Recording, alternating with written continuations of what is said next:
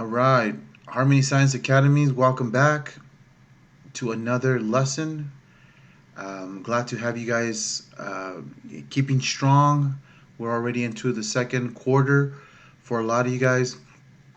We're just getting closer to another year of maturity, specifically in math. So, again, I appreciate all your effort, all your time. Let's go ahead and get into it. The vocabulary you guys want to pause here and re look at, I'm sure you've seen this before, is go ahead and look up Google system of equations. Okay, just kind of get re-familiar with what you know and maybe pick up something different. Okay, and also take a look at solve by elimination. Again, what do you remember? Look at the formalities of a definition and see if you can kind of upgrade what you picked up from previous years. Okay, all right, let's go ahead and get into it.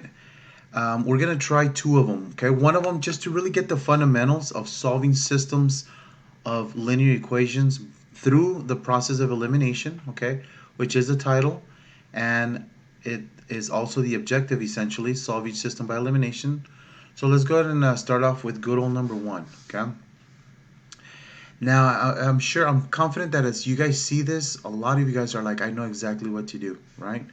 You look at these two equations, which is really pretty powerful that we can do this, is take two equations in one system, meaning that they will share whatever solutions exist here applies to this one. Okay, so in this system, we're going to find a solution that works for both these equations if we can find one. Okay, so anyways, I can go and take this equation, and as some of you guys are already probably jumping the gun and thinking, hey, why don't you just add the two equations? Okay, which is a great idea. Why? Right? The name of this game, right? Everything in life's a game. Okay, only the things of God are not a game. This is a game. Have fun with life. Okay, so here the name of this game is eliminate one variable. 2y plus negative 2y will eliminate. That's the name of this game. Okay, so I'm technically going to put 0y there. That eliminates. 0 times y will disappear. But I have 3x plus x, which is 4x. And I have negative 4 plus negative 4, which is negative 8. Okay, this really becomes this. Okay, you guys know to divide all sides by 4. Notice no calculator necessary. Okay, from now till the time Christmas comes, you guys are free of calculator. Very powerful. You're using the calculator in you guys' brain. So continue to do so. And boom. Okay, we've come up with the x coordinate value that works for this system. Okay. Okay, not for one equation, but for both of them, right? This system. And now, as some of you guys are thinking, you go ahead and plug it into either one of these equations. Okay. I like this one. It just seems easy, but I challenge you guys to try both. So if I go ahead and plug in negative 2 for x minus 2y equals negative 4, look at what happened. Because of this first step in this process, I was able to solve for the x coordinate or the x value.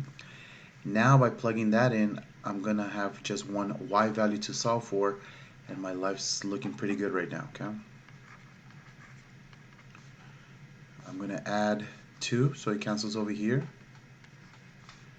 and y equals 1. Okay, so from these two, real important is my solution set. We're going to go ahead and list it as negative 2, 1. Okay, that is my solution for this problem. Okay, careful not to stop here. We need an x and a y. Okay, all right. So that's it. That's pretty much the fundamentals. So let's go and dive into one of these tougher looking problems. I won't complete it. Okay, I'm going to trust you, your math skills, but what we are going to do is make sure that we have the fundamentals across the board, from the student that might struggle to the student that's super confident, and of course some of our elected tutors for the class, so that we all have a firm foundation how to proceed. Okay, so let's take a look at 16, just because it might look a little tough for some of us. Now, what made number one easy, okay, you can pause the video and look at it, but what made it is we have the x terms aligned right above each other, the y terms, and our constants, okay? So, we look at 16, and that's part of the problem why it looks a little more difficult. So I'm going to go ahead and rearrange them, okay? I'm going to go do it mentally, but if you guys need to do scratch work, feel free to do so, okay? But notice that from number one, I had the x term. So I'll put him, okay, dealt with him. Then is the y term. Okay, I've dealt with him. Now, here, if you look at number one, I had an equal sign and the constant. So what I'm going to do is I'm going to subtract the negative 10. Okay, so it disappears here, it comes over here as a negative 10, and I've dealt with everything there. Okay, now, here I have the 6x. Okay, the minus y, or minus 12y is on this other side of the equation, so I'm going to add 12y's to both sides.